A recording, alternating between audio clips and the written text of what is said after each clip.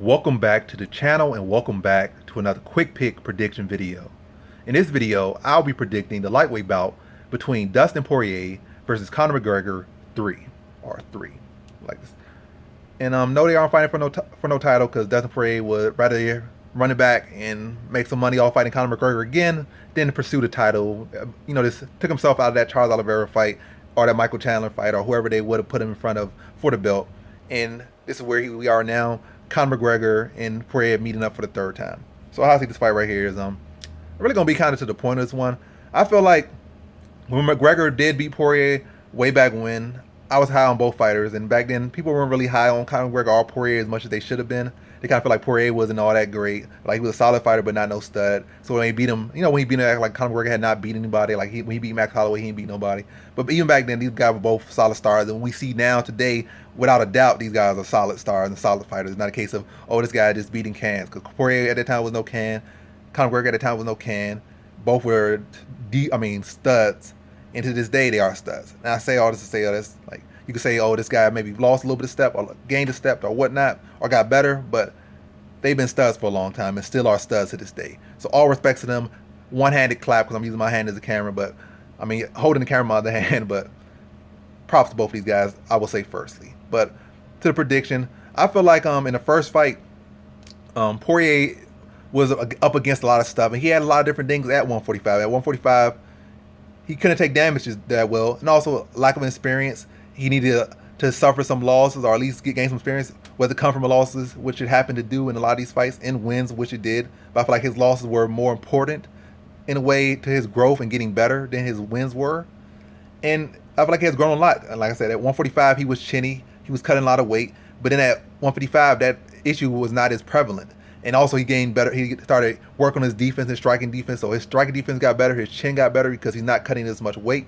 And also in that fight, he was, really, I said, up against a lot. Conor McGregor was this big image, almost like fate was willing him to win. The fans were willing him to win. Everybody wanted him to win. And also he got inside Poirier's head. Like Poirier, started to question these things, started to man, like, this guy is larger than life. And this guy, like, he has to win. He's going to win.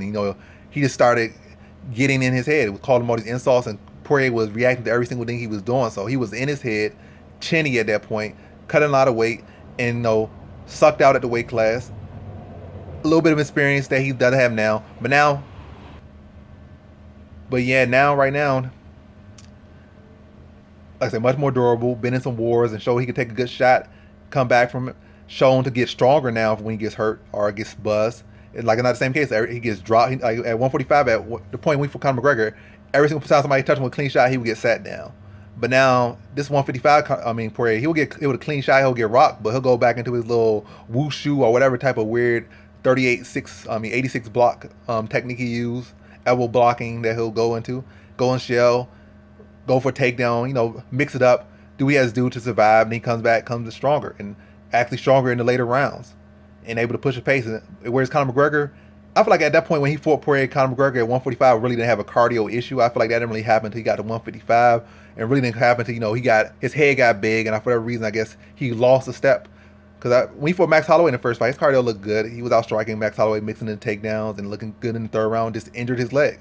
But again, besides the point, where I'm going to the point with this prediction, I feel like basically Conor McGregor, even if he starts checking the leg kicks and coming in perfectly checking the leg kicks, it's still a case of it's gonna be hard to put Poirier out early or within those under 3 rounds, and in general. And for McGregor, really outside the first and 2 rounds, especially, really even just the first round, you could add the second and third is a stretch, but really outside the first round, his chances start to diminish significantly to get a stoppage and really to beat Poirier. I feel like he come out maybe look good the first 2 rounds, and also look at the last fight. He act like he did this and did that, and his fans got like, oh, he did this and did that. But I feel like he lost the first round. He got knocked out the second round. He got taken down in the first round. I think striking total was pretty close. Matter of fact, when I watched the fight, I feel like Poirier won the first round, knocked him out the second round. So, ain't talking about he hurt him, but Poirier really wasn't that fazed by that little uppercut he did, that little unorthodox uppercut he did. So, he been hurt by a lot more other stuff, much more than he was by that. So, it's not much to go off with, because he did this. It wasn't for the leg kicks. Even without the leg kicks, like he was losing that fight, to be honest. At least through a very short fight. But again, I feel like he's not in his head no more. Poirier is a lot more experienced now, been a lot more active, been doing a lot more, And at this point, I feel like he's gonna be in Conor McGregor's head more because the first fight is him getting knocked out by Poirier. So I feel like in this case, Conor McGregor might be able to win the early round, might be able to win the early rounds, maybe the first 3 rounds. But again, at this point and for a long time now, McGregor's cardio has been an issue, and Poirier is going to press the pace on him. He might be able to look good early, but Poirier be able to roll with a lot of these shots, take a lot of these shots, and be able to press him and start to, when he starts seeing fatigue down, mixing wrestling, he don't come out there and play his game and try to strike with him because Conor McGregor wants him to strike with him or have a striking matchup in an MMA cage. He's gonna go out there and let his game plan go. And even in that last fight, it could have been a boxing match. Oh, I'm the best boxer, like we were talking about against Max Holloway and other things. But what he do out there? He went out there and do leg kicks. So he didn't go out there to just throw hands. He's gonna go out there and use his full skill set. And I'm not saying Conor McGregor's gonna slouch in the area, but Poirier can do the same things, probably even to a better degree. A lot of people say to a better degree. And he could do with them for 5 rounds, whereas Conor McGregor can't. So Conor McGregor really leaning on a knockout, and I can't lean to a man who's just purely leaning off needing a guy to strike with him, or purely needing an early stoppage. I feel like Poirier is going to be able to outlast him and be able to stop him late via TKO. Matter of fact, I'm going to say submission late, like be able to wear him down. McGregor, when he starts, because he's got such an ego about striking or getting stopped via strikes, that he'll give up a submission. Like, so when he starts fatiguing, losing the striking battle and losing the overall battle, probably turn around and give up a submission and tap out. So in this one, I got Dustin Poirier via 4th round submission.